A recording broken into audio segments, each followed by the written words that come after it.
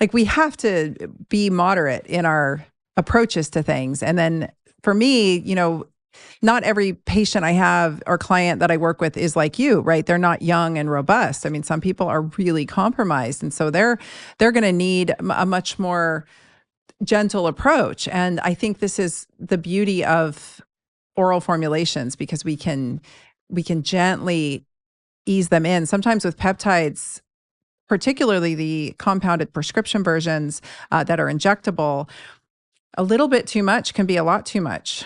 We see the biohacking community, a lot of these guys can handle crazy doses, but I personally, I always guinea pig myself up. I guinea pig my mom up. She's always game, she's always for it. And my mom says, like, you have saved our lives. Every single person in my family, including my husband's family at this point, like I've pulled everybody out of a tailspin at some point. And it's because I'm willing to, experiment a little bit and see what we need to do and address the individual sitting in front of me. And some of that is really, I don't want to say clairvoyant, but it is like I just have a spidey sense about things, about what people are going to need or not respond to well. And energetically, I guess you will. The thing about oral, though, is we can dial that up or down a little bit. I do like injectable. I mean, my background's regenerative medicine. If I can inject something, I'm all for it. Number one, but it's harder to get. It might be more expensive. It might be less expensive. Depends on the substance. But once it's in, and depending on its half-life. And with oral, we can kind of tiptoe our way in, right? Because especially if it's in a capsule, I like to microdose everything, especially if I have a sensitive patient in front of me. So anyway, I'm just sharing that because like different strokes for different folks.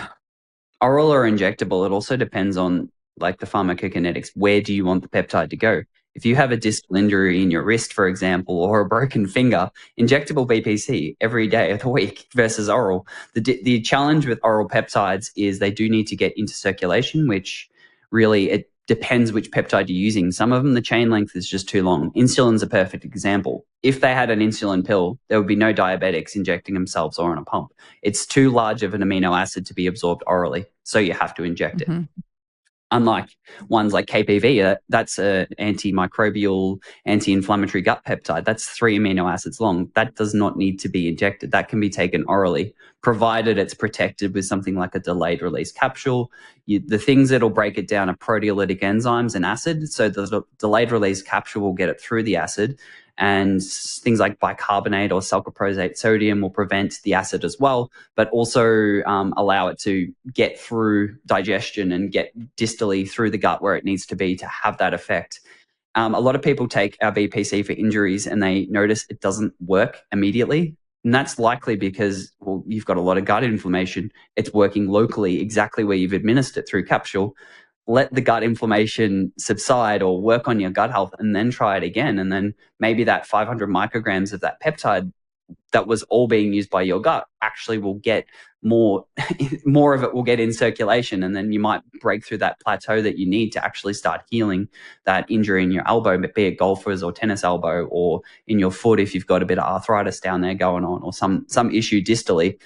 You need to get over that barrier first of fix the gut health. Like, as we said at the start, all health begins in the gut. Yeah, that's that's why I love the GI repair formula. I mean, period. Like if that was the only thing you had in your line, I'm sold, because I like that straight up. I'm like, well, this addresses a lot right here. And I mean, we're not treating conditions here, but autoimmunity, like if 80% of the gut is hanging around the barrier of your gastrointestinal tract. If you can do anything you can do to reduce gut inflammation, reduces these endotoxins, these not mycotoxins, LPS and endotoxins from entering circulation, it calms down your immune system. The soldiers on the other side of your barrier can chill out finally. They don't have to be hypervigilant, hyper-responsive all the time to this low level of leaky gut or hyperpermeability. And once they have calmed down, then the whole immune system can calm down. It can fight off things, other pathogens, other things like dormant viruses, all those other things that people might be dealing with that just kind of get put on the shelf because they're so busy dealing with that gut inflammation.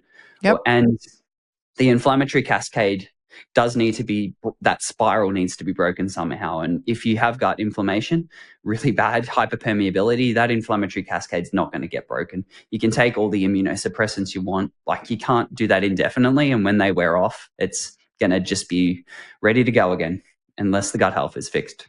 Yes. 1,000%. And to add to that, what I have found in my practice, which was predominantly for decades, predominantly musculoskeletal regenerative medicine, was that 95% of the time, people's distal joint pain was being driven by something centrally. It was not just a mechanical issue. It was very much an immunologic issue. And I'm not even saying autoimmune. Like, we did not run autoimmune markers to test for that because the treatment wasn't going to change any. There's this immuno-inflammatory, metabolic-driven joint pain that's happening. And so much of that is stemming from the gut. And I cannot tell you the number of patients who came in and said, man, my back or my SI, which was the region we were going to treat, or my hips or whatever, is really killing me today. And these patients I knew had IBS. And I'd say, well, how's your IBS? And they're like, actually, it's really flaring right now. I'm like, there you go.